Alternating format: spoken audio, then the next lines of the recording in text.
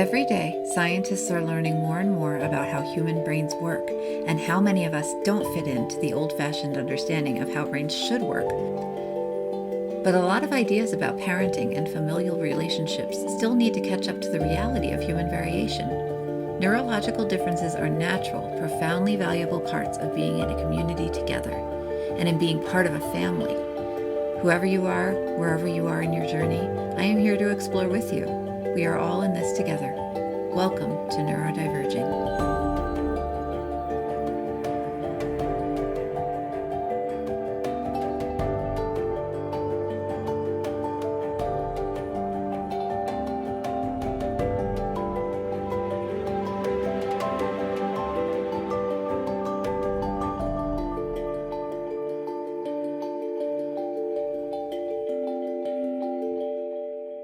Hello, friends, and welcome back to Neurodiverging. Danielle Sullivan here, and I'm your host. Today, my guest is Lois Letchford. Lois is a well-known literary specialist who recognized her learning difference at the age of 39 while teaching her second son to read. She then trained to become a literary specialist and encourages learning through experience and context. Lois is the co-founder of the Teaching Students with Dyslexia Writing and Reading Program, and her first book, Reversed, a Memoir, is out, telling the story of her son's dramatic failure in first grade and how she and he together turned it around so that he's now got his PhD.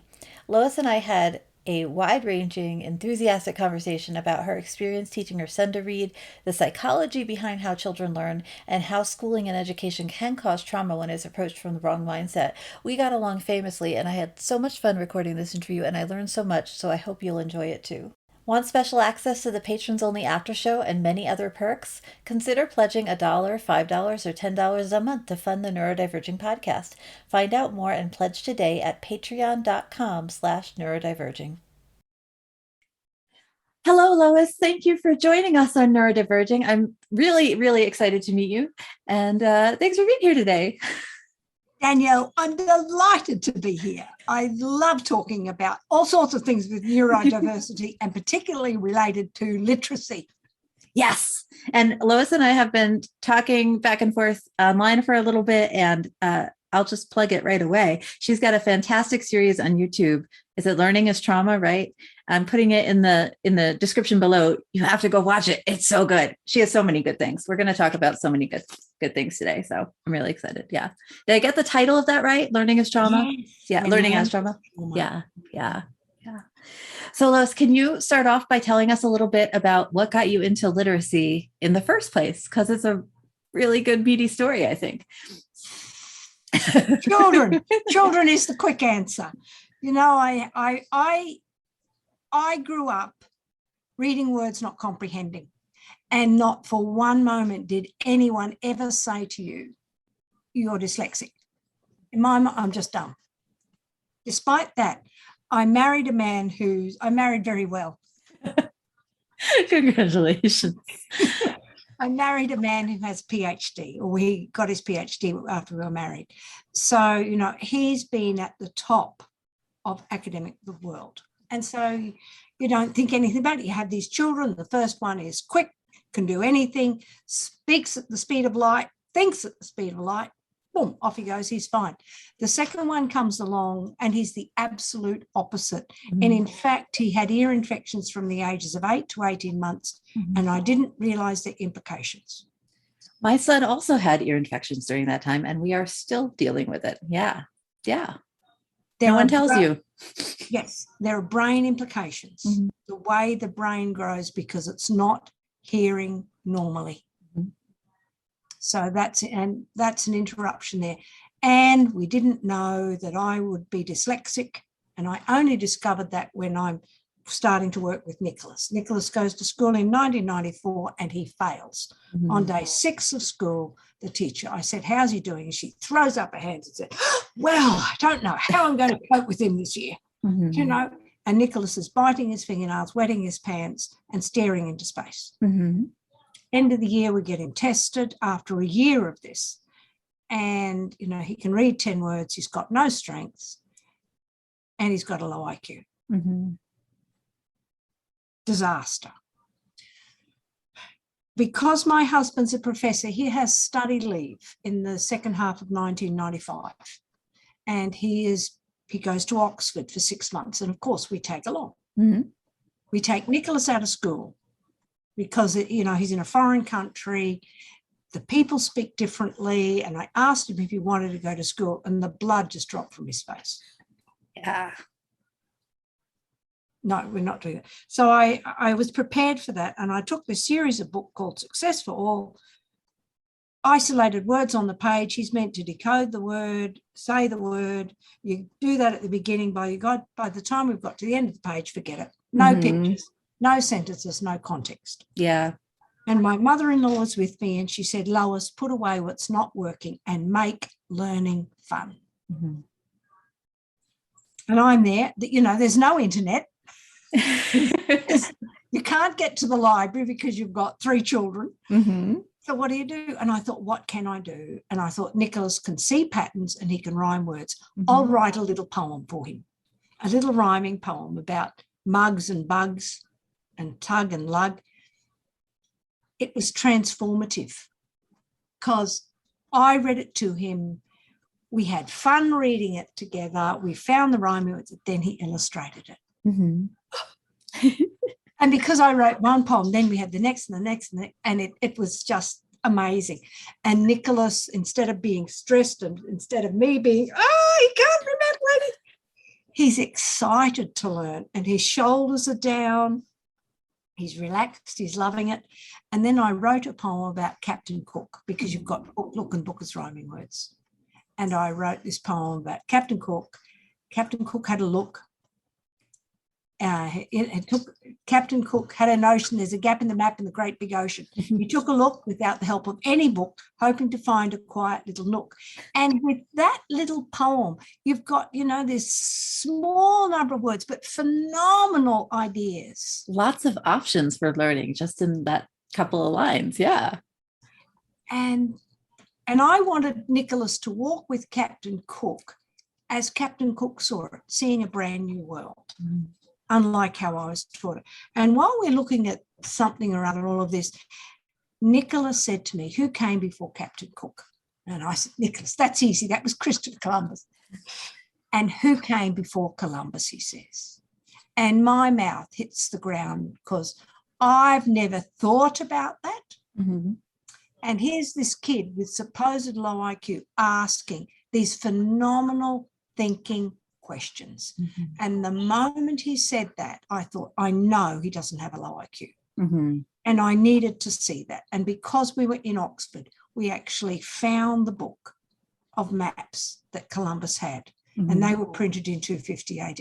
So the excitement of learning, and the learning went not just from our classroom, went from our class to the streets and to everything we were seeing. And it was just mind-boggling what happened in that short time. Mm-hmm. Anyway, we returned to Australia, our home. Nicholas was born in Australia. And I meet the lady who'd done the testing. Mm-hmm. I said, I'm just so excited about all that Nicholas has learned. We've had so much fun and la, la, la. Great, isn't it? And she's there. She puts her hands on her hips and she says, well, I've spoken to the reading teacher and he's gone backwards. And in fact, he's the worst child I've seen in 20 years of teaching. I can laugh now. How can you get, I just want to know how you can become a teacher and think of children in such a limited... Diagnostician. Yeah. The diagnostician. Thankfully, she wasn't teaching him. But even the reading teacher saying he's gone backwards. Yeah. I left because I don't think quickly. I can't say anything. I just was flabbergasted. Oh, no. You come back and later you have all the ideas in your head of what you should have said. But in the moment. And I did go back to school and I said, I don't care what you call him. Mm-hmm. But if he is the worst child you've seen in 20 years of teaching, don't expect him to learn like everybody else. Yeah. And that really, her words, as hurtful as they were, gave me the power to continue to change the teaching. Mm-hmm. And this is the part I want to talk to you about. And that very afternoon, the reading teacher sends Nicholas home with his sight words, you know, those words kids are supposed to just learn. She's now giving him 10 words, not 20. She gave him 20 once. Now she's giving him 10. And he knows 8 of the 10 words. He doesn't know the word now, and he doesn't know the word saw. And she's giving him the same 2 sentences she gives every other child in her care. No differentiation, whatever. Yeah. Right. For the word saw, she wrote, I saw a cat climb up a tree, and the second sentence was even better. I saw a man rob a bank. Nicholas read, I saw a cat. No, he said. I was a cat. No. I had a cat, and I said, and he just handed me the paper. Yeah. It took me a while to work out what was going on, but this became the driver for me to become a reading teacher. Because I'll tell you what happens next, but I became a reading specialist and I go back and do my studies. One of the papers that was given to us in our books was called Beyond the Deficit Theory. And the deficit theory is when a child fails, we say, look at that child, look at their IQ, look at their home background, look at their socioeconomic background, look at, and we fail to look at the teaching. And this is exactly what happened with Nicholas. Look at him. He's not a very smart kid. That's why he can't get it. And they failed to look at the teaching. What is wrong with the sentence? I saw a cat climb up a tree. The word saw has 3 meanings. The teacher has only given the abstract meaning. Children on the autism spectrum see concretely. What is he doing? I saw the cat, I cut the cat. No, that doesn't make any sense. And he doesn't read up a tree because you've got to read a sentence and make sense of it. I saw a cat. You can't go on. That doesn't make sense. Yeah. And, you know, I never was a cat. And this is where I get upset. We as a family had spent 6 months in another country. Every day we were seeing new things. And that teacher could not be bothered writing a sentences from Nicholas's own experience. How do we fail? We fail because we fail to look at the teaching, and then we give children labels. For sure.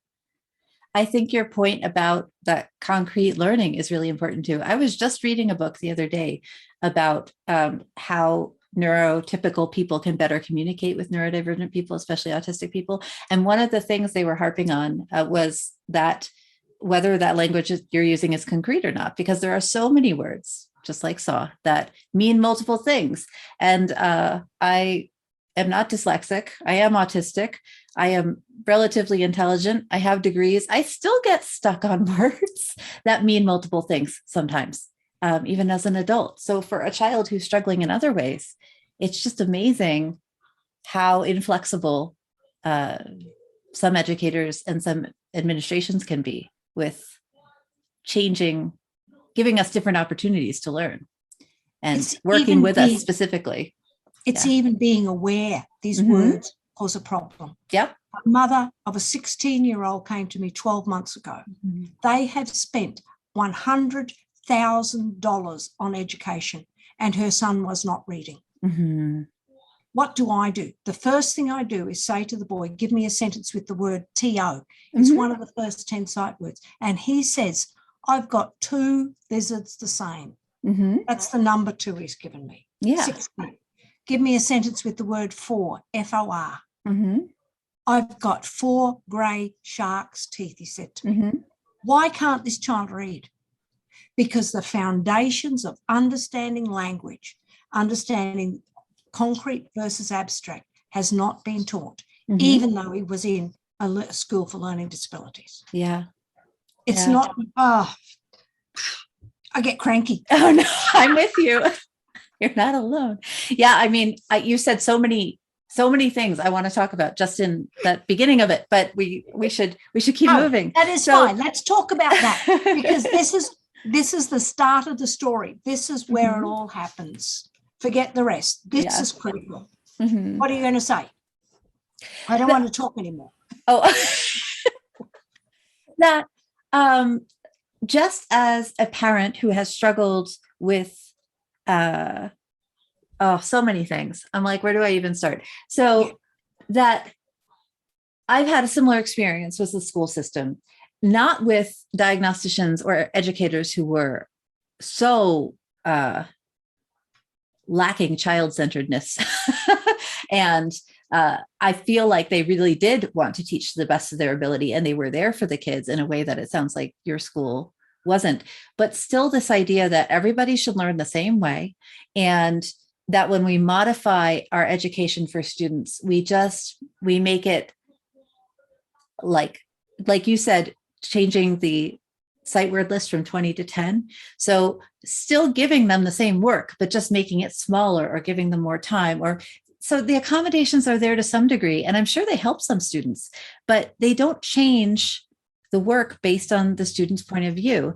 And just like which is literally just exactly what you just said. I'm just repeating what you just said, but it just struck such a chord in me because I have struggled as an adult. I struggled in school with this and didn't realize for years that it was the school's problem, not my problem. Like, I'm a capable, intelligent person.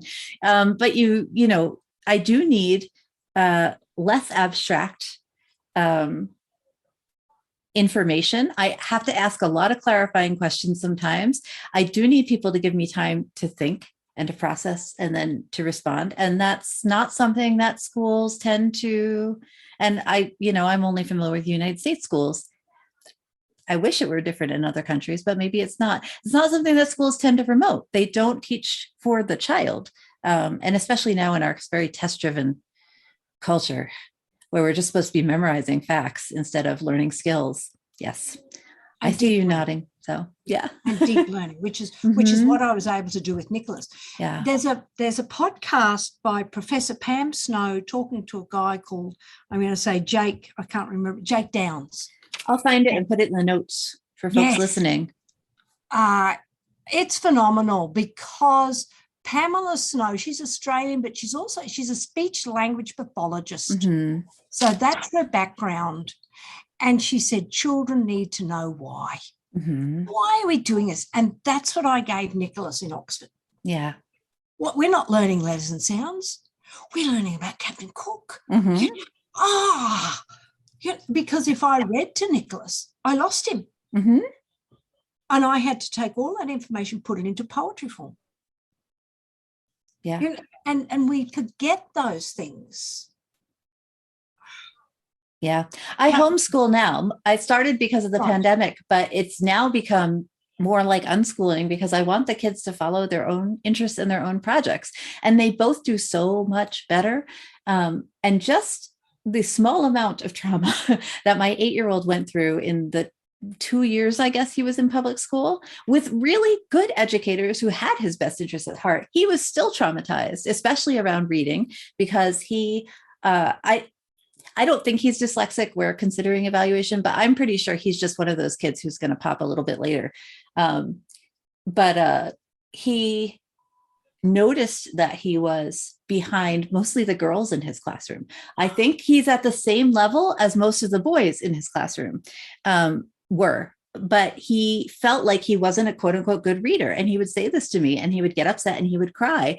And from my perspective, as obviously not an educator, but someone who can do research and figure out what's normal for his age group, he seemed like he was reading fine. Honestly, he was doing what he needed to do, but he wasn't as good as the more advanced readers in his class. And he had just internalized that to be a bad reader instead of a totally average, an intelligent, but totally average first grade reader.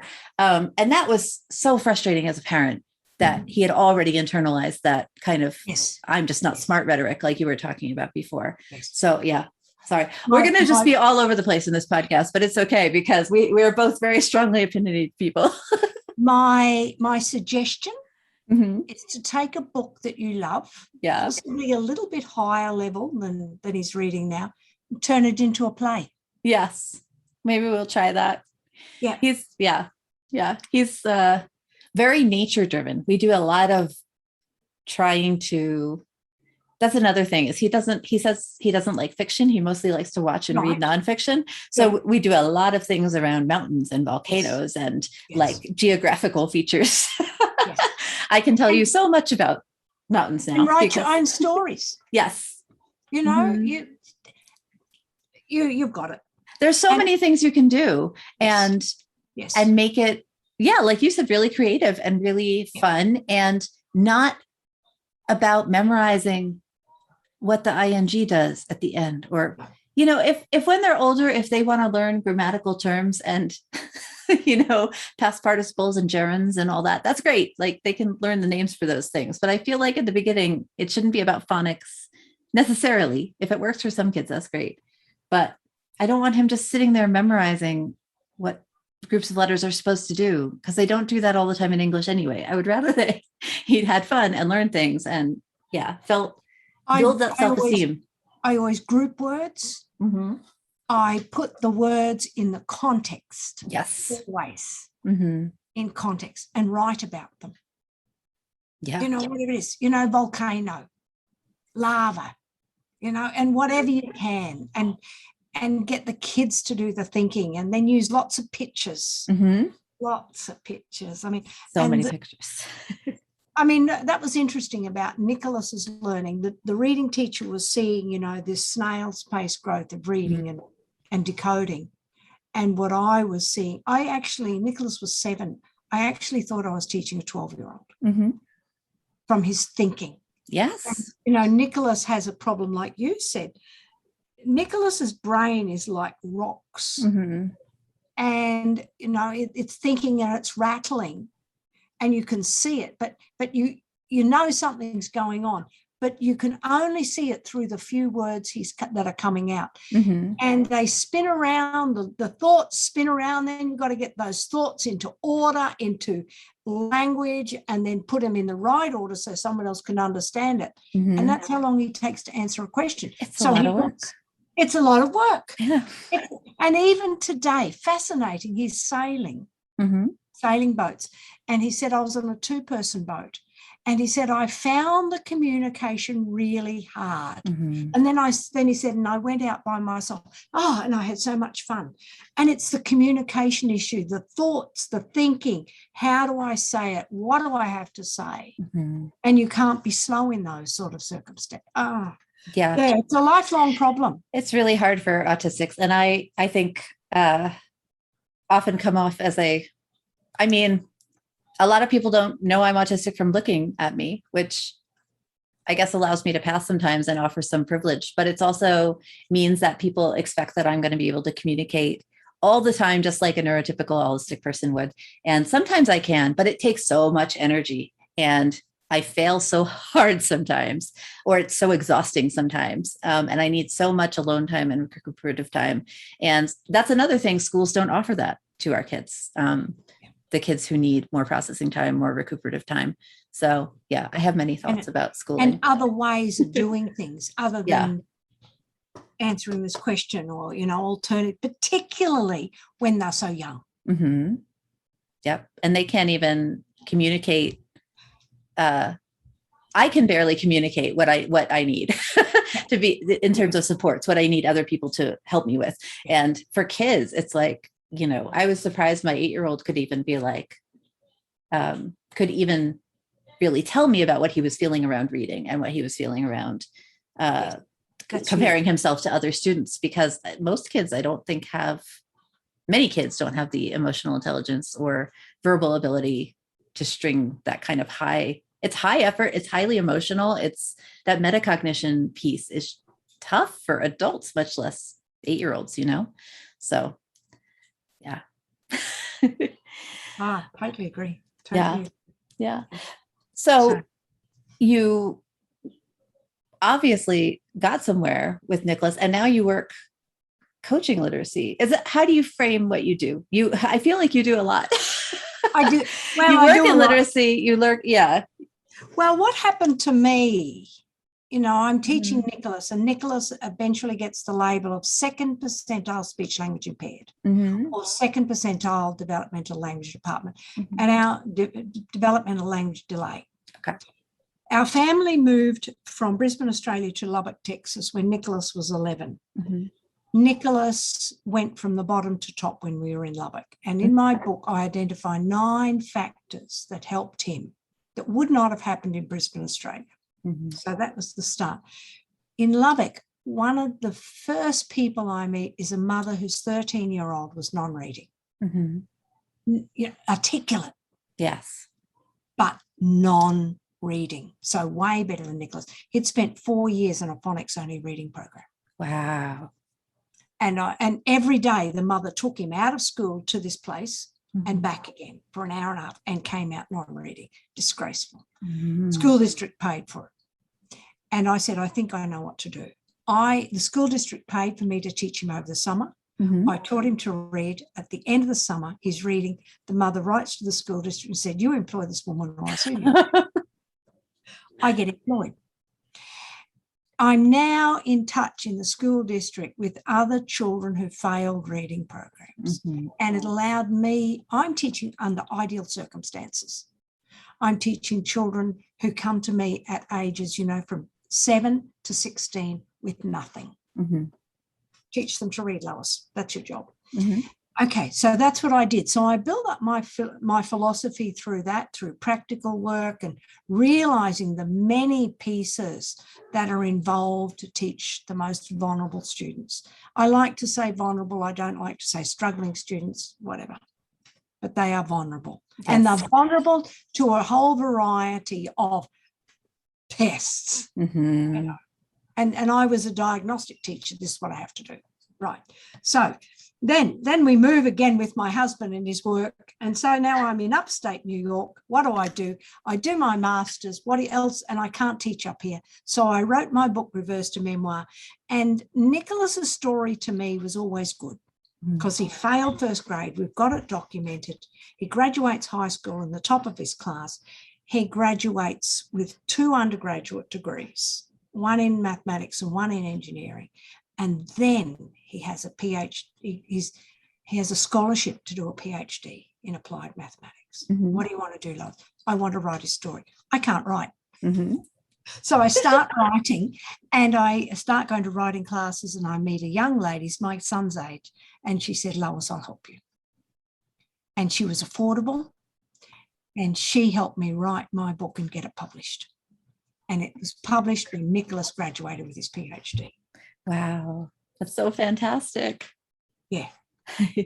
And it's my story as well as his story because I'm reflecting on my life and my learning and then my teaching. And so that's how it happened. And now I've connected with other people and I've been able to, I didn't ever think I could do a reading program because I individualize it. But I met this guy who does writing and now we've got a writing program that we're working on. And I'm delighted with it. Because it's for older kids and it's, engagement is critical. Mm-hmm. Letters and sounds are minor. I tell you what you've got to do.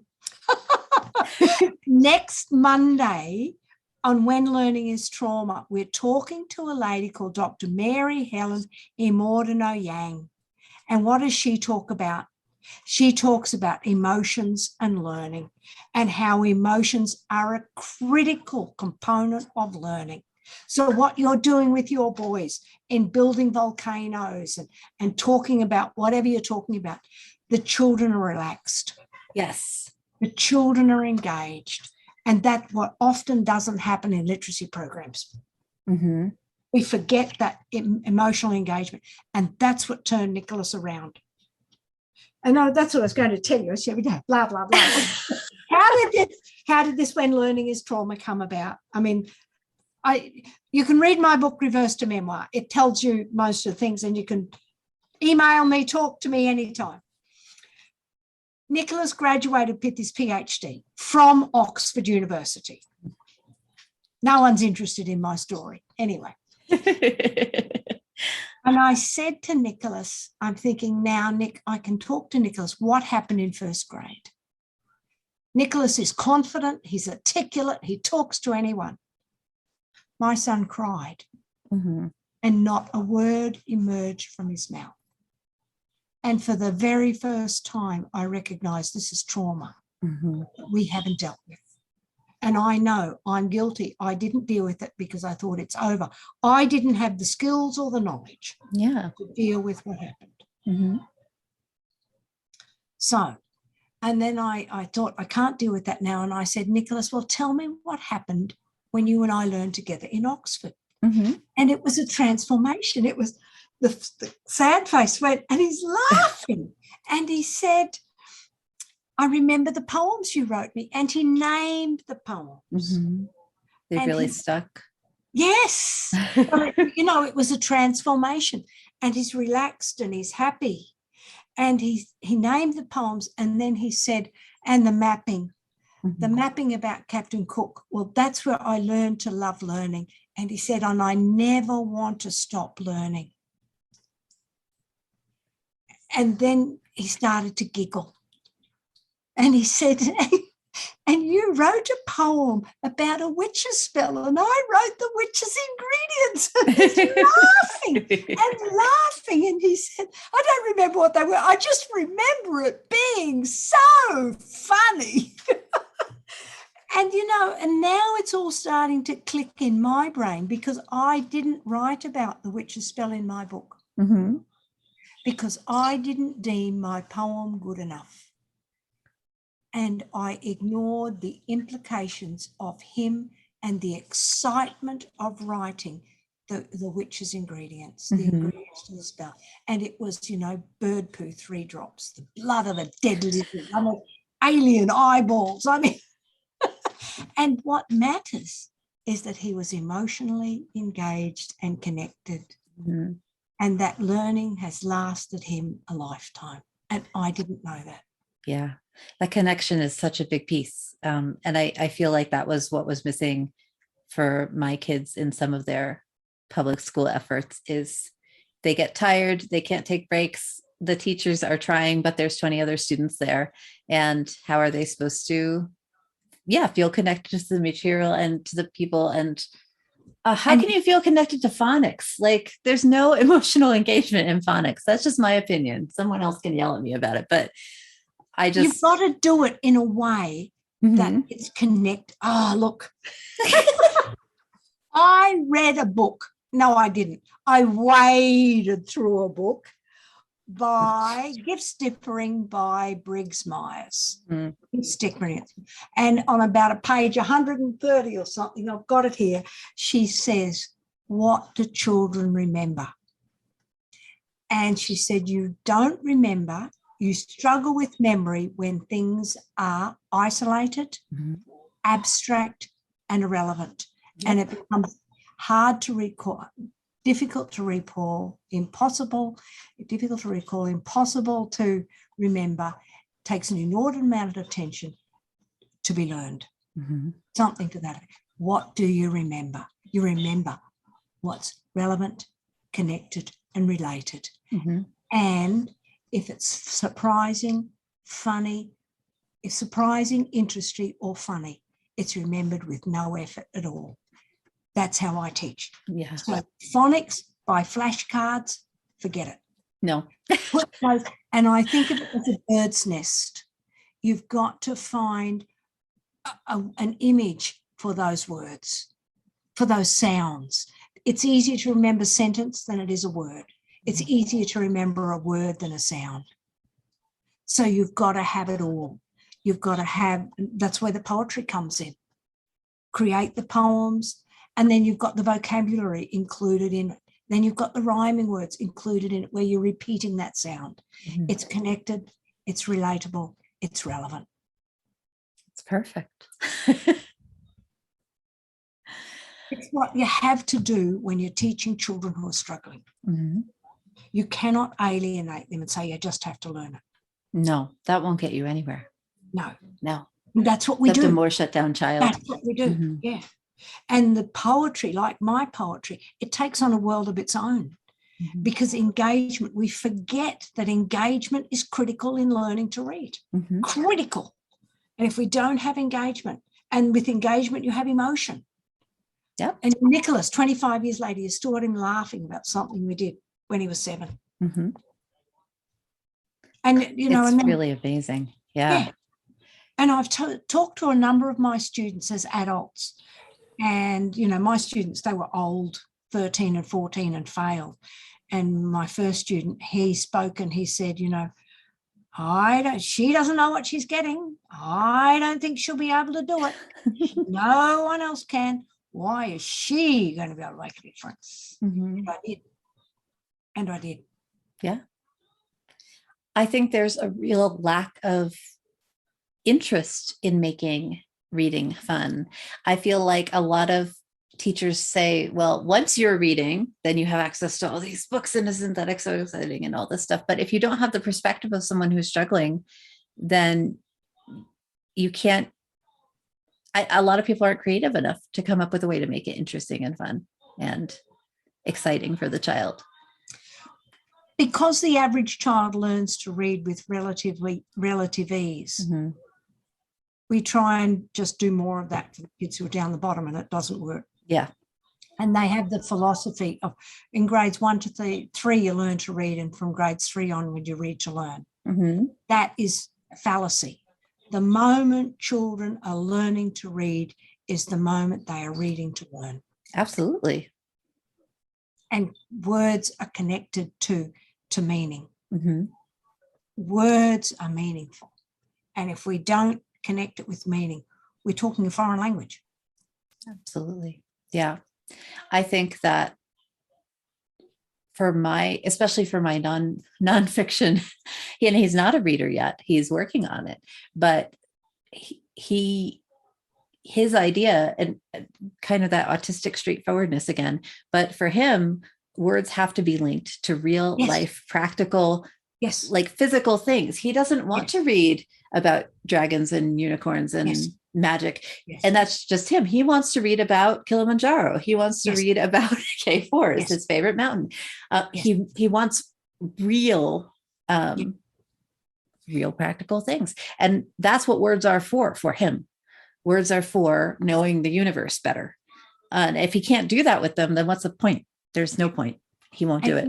I'm sure you always have a map, a globe. Yes. Yes. He's very interested in geography, and we live in Colorado. We're right by the Front Range of the mountains. He's memorized the names of the mountains. He can recognize, difficultly named mountains, and it still doesn't know a lot of sight words because he's much more motivated, which is fine. That's not a judgment. He's much more motivated to learn the names of the mountains. It means something to him. It's valuable to him. Of course he's going to remember those. So yeah, I think we have very similar viewpoints on a lot of this stuff. Well, I just move heaven and earth. I really try hard to teach my kids to read. That's all I say. Yeah. Because sometimes I'm more successful than others. I rarely fail, but when I do, I'm hurt. Oh, of course. I failed. So. Reading's so valuable. It can give you so much. Of course, we want our kids to learn if they can, and most kids can. So it's a struggle. Yeah. Well, my big deal, and I was looking here, what I said was how mindset impacts so much. Yes. And that's the critical part. That child's autistic, or that child's this or that or the other, we have to give our kids more time. And we have to believe they are teachable. It tells you with Nicholas in particular, the worst child I've seen in 20 years of teaching, that's the mindset. And, I took her words, and after that, I thought one day those words will come back to bite you. I didn't say it, but I certainly thought, I didn't know how. And no way in the world did I expect Nicholas to get a PhD. Yes, that's a huge achievement. Yeah. Huge. To read and to write. And what you were saying before about we're slow in thinking. Nicholas had accommodations, but the accommodation was to give him support with writing, and in Oxford they do an oral examination. And he had support to do that, in that he was given practice. Yes. And what they did was said, this is the question. Nicholas, then when they ask a question, you have to repeat back, is this what you mean? Mm-hmm. And so he practiced that skill. And that was another huge component. Mm-hmm. But people still judge him today because he is slow with his thinking.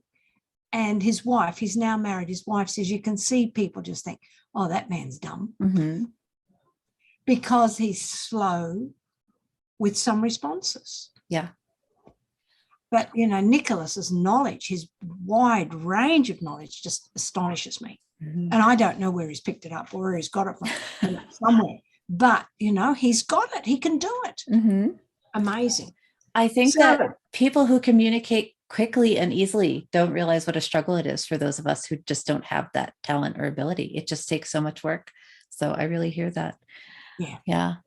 I think what I was thinking was that earlier in the interview, you were talking about, and I can't remember how you worded it now, but you were talking about the framing between you said deficit. You said whether we are looking at the child is failing due to something about the child, or whether the teacher is failing or the education system is failing due to something about the way that they're approaching the child. And I was thinking about that in terms of autism too, and other neurodivergences, because we often talk about a very similar issue where often in the disability world, a disabled person is looked at as a person who is failing. But actually what is usually happening is that the society is failing us in some way, right? We don't have the accommodations we need. We don't have, and that's sort of what's happening maybe with Nicholas as well, is that, if if this was an inclusive, accessible world, people would be aware of and have more knowledge around people communicating in different ways, people taking more time to process. And instead, what's happening is that individuals like me, or maybe like your son and others, are seen as less intelligent or at fault in some way. But it's just it's just ableism. It's just a lack of inclusivity, around our abilities, because we are just as able with accommodations, with supports. It's just we don't do it the same way as, the traditional person does. And that's so frustrating. It's so frustrating. And I just, I don't know.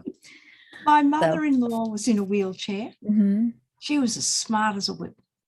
She's in a wheelchair and we had to get on a bus, mm-hmm. and we were asking about the bus.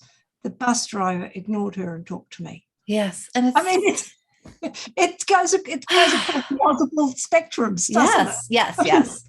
Ableism hurts lots of different people in lots of different ways. And certainly, but I feel like reading is maybe not, like the wheelchair example is a really great example of very obvious, ageism and ableism.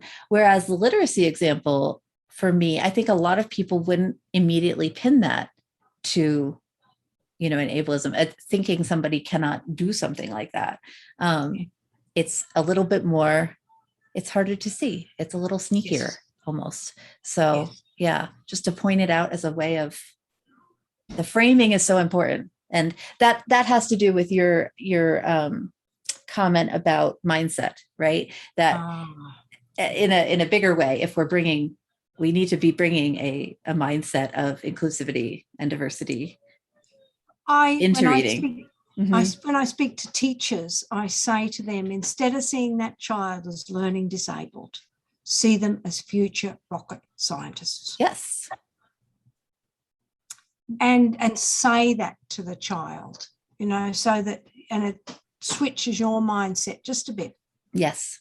Because, I don't know about you, but many people, even right up until third grade in Australia, we had wonderful classroom teachers in second grade and third grade, wonderful.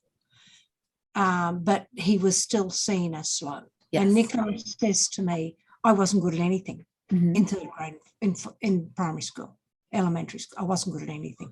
And it took him really to love it, to really shine and to find his niche and to find things that he was better at than anyone else. But, it sticks with you, and then there's your trauma. Yeah. And you have to deal with it as an adult. We have to deal with it. Absolutely. I think that education in the early years really needs to be much more about building skills and less about memorizing. And because I think so many kids are building their self-esteem in those early years. That's where your root of your self-esteem and your knowledge of yourself and your trust in yourself comes from. And if you're in a situation in school or in your family where you're being told, or people around you are thinking that you're not capable, then of course you're going to internalize that. And of course you're going to be traumatized from it. And it's going to affect the whole rest of your life in lots of ways. And I just feel like you can always catch up on memorizing facts. And even with reading, you have 16-year-olds who can learn to read, right? You can catch up on that stuff. It's not ideal, but you can do it. But the rebuilding broken self-esteem is something that's so much harder to do in my experience. Yes. So, yeah. It doesn't take much to trigger something else that, that had happened earlier on that hadn't been acknowledged. Yes. Oh, you're so right. I think we've got to do more writing. I agree with you. I think that those early years and pushing kids to speed up and get to this level by the time you're age 8 or 9. Why?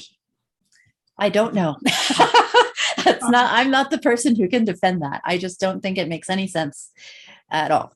From when I was in school to, educating my children now as an unschooler, I really don't understand the rush on a lot of that stuff. I think there's other things that are more important. So, yeah. And build background knowledge, build to it a love of learning, whatever that be. Yep. Connect experience, because, learning is built on experiences. What you're seeing, what you're hearing. And we know children from low socioeconomic backgrounds have a lower experience. We've got to expand that. Yeah, that's what schools could be doing instead of, the drills. Ramming. Yep. Oh, I completely agree. Because that's what I did. That's what we did with Nicholas, and I didn't realize that's what we were doing. Yep. And I've got to write about another bit, because Nicholas, I'll never forget. I was in the kitchen and I let Nicholas out of our lessons for about half an hour earlier one day, and he was in the lounge room and he switched on the TV to BBC Two. And it was a history channel he had on. We were in England. And then the next thing I hear is, Mum, you got to come. And Nicholas is calling me. And it was a picture of a place that we had visited. Wow. And it was the history of the place and the scribes that were writing there and what they were doing. And then it went into showing the printing of the Bible, of the Gutenberg Bible. And Nicholas's mind just went, Mom! And how that all interacted with the mapping. Yes. Because the mapping required printing to bring the Ptolemy map to life in the 1450s. And they needed things to print. Oh, we've got to print this. And that's how Columbus got hold of it. Yeah. I mean, it was just so it was That's just amazing. Staggering. All these interconnections that happen. And once children start to see that, the lights start to go on in all directions. There's so many skills associated with that. Just like, And I don't know. One of the main comments I hear from people who worry about unschooling is, well, how will they learn language arts if they're only interested in volcanoes or whatever? How can you connect this thing to this other thing? There's always a way to connect the one thing to the other thing. Everything is interconnected in ways you could never even imagine. Just the more you learn about a topic, the more you realize how entwined it is with everything else going on. And I think sharing that with our kids and bringing that to light and just helping them notice that will do so much in the way of education just by itself. Like you don't have to be sitting there drilling with most kids. They'll get it. Like it's there in the world. Filling out worksheets. Yes. Oh no, let's just go, let's just go we went apple picking the other day. Do you know how much we could talk about seasonality, how plants grow, about weather, about genetics, you could do anything with that. So yeah, I get very excited. The language you're using with the children, and that is so critical. That is so important. Yep. widening their world. And again, you're connecting it. Yeah. Danielle. And I think the more experiential stuff you do too, the more likely you are as an adult to use broader language, right? If you're in the classroom every day, of course, you're going to be talking about the same things, and there's something to be said for routine. But if you're going out into the world and experiencing things, your vocabulary is going to be broad. And so your children are going to develop broader vocabulary as well. And, make more connections among things. And it's just, I feel very passionately about experiential learning. So, yeah. And you've got them in a relaxed state of mind. Brain is ready to learn. They're much more likely to be, yes, they're much more likely to actually take it in and remember it later. And, like you said, I'm really excited, honestly, in 20 years to ask my kids, what do you remember about this? Because I expect it will be completely different than the things that I've happened to hang on to. And it's funny what they catch and what I feel is the most important versus what they feel is the most important. Even when we debrief after a field trip and figuring out, they thought this was really interesting, but I was completely over here, with this other thing. It's so cool. Yeah. It's so cool. Yeah. So, oh, well, yeah. It was such a relief to see Nicholas doing well. Such a relief, because the prognosis was so bad. But when you look at what he can do and what he did, you realize that's the brain they left behind at 6. They just assumed he wouldn't be able to. Yeah. And that's so sad. Yeah. He can do things with mathematics that the vast majority of these people on the planet haven't got a clue about. I'm one of them, so I can. Me too. That's why we have to teach children to read from all backgrounds, because we don't know what we're leaving behind. Thank you so much for being here. I really enjoyed our conversation, and I'm so excited to get this out to folks. So thank you for having me, Danielle. I'm delighted to be. You can find me on Twitter, Lechford Lois, on Facebook, on LinkedIn, and I'm doing a little bit more on Instagram. Please buy my book, Reversed a Memoir. Read it, write a review, share it with others, particularly with educators. Yes. Thank you so much. Go buy her book. I'm going to buy it. I didn't yet because I was stuck on the YouTube channel, but that's next on my list because it's going to be good. I know it. I'm really excited. So, it's fun. Lovely. Thank you.